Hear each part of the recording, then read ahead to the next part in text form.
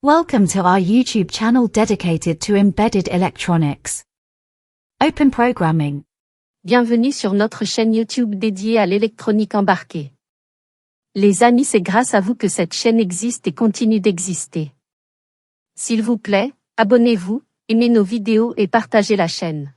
Chers amis, bonjour. C'est un immense plaisir pour moi de vous retrouver de nouveau sur ma chaîne YouTube Open Programming. Et j'espère surtout que vous allez bien. Alors, dans cette vidéo, on va donc s'intéresser aux bibliothèques. Donc, c'est très important de savoir comment coder un écran, les servomoteurs et bien d'autres choses.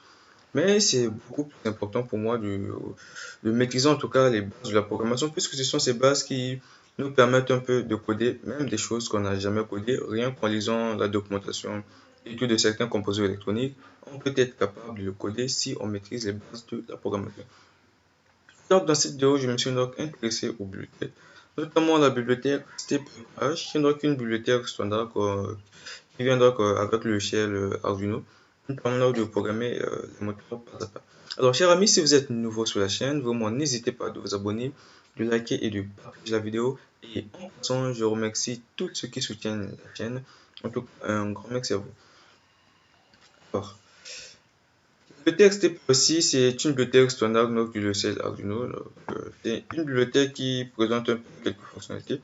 Donc, le seul souci, par exemple, avec cette bibliothèque, c'est que lorsqu'on demande, par exemple, au servomoteur pas à pas plutôt, d'effectuer un certain nombre de pas sur un programme qui est bloquant, donc comme avec la fonction step ici. Donc, le moteur pas à pas se met à tourner jusqu'à ce qu'il va accomplir le nombre de pas qu'on a demandé d'effectuer. Et ce n'est qu'après avoir terminé sa tâche que le programme peut continuer ou la carte Arduino va donc vérifier s'il y a d'autres instructions après. Or, dans certains programmes, cela peut être dérangeant. Donc, il y a plusieurs bibliothèques qui permettent de contrôler les moteurs pas à pas. Il y a par exemple cette bibliothèque Chip Taper ici, qui permet de contrôler ce type de moteur pas à pas. J'apprécie ça surtout pour la fonction qu'il propose, donc les fonctions bloquantes, si on veut utiliser donc des instructions bloquantes, ou encore des fonctions non bloquantes, comme ici on a vraiment assez et c'est très intéressant, ça marche tout aussi bien.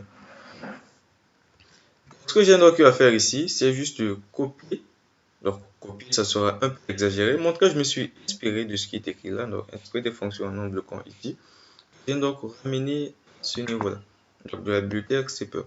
Donc, pour faire ça, il faut comprendre un petit peu les bases de la programmation.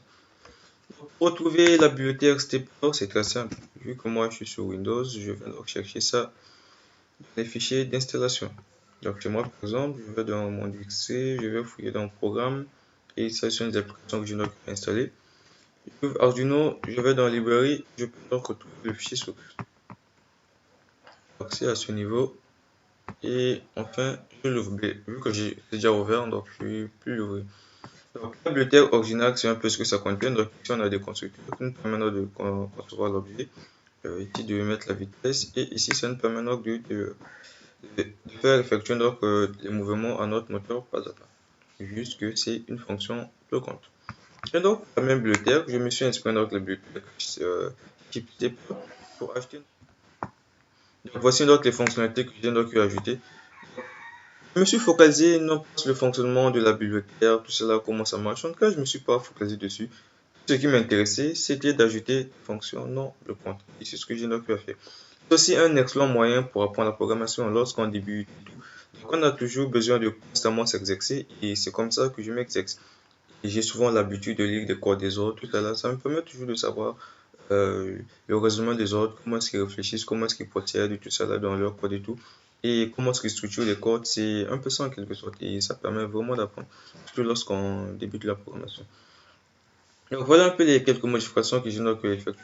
Et donc, le but de la vidéo, c'est quoi? C'est juste vous inciter en quelque sorte à étirer un peu le lire des fichiers sources de des bibliothèques, essayer un peu d'approfondir vos connaissances en programmation, du jour au lendemain, si vous le souhaitez, ou si vous voulez travailler sur un projet quelconque, que la bibliothèque, vous ne trouvez pas de bibliothèque qui vous permet donc de réaliser la tâche, et que vous pouvez donc vous lancer dans la rédaction ou le codage de votre propre bibliothèque.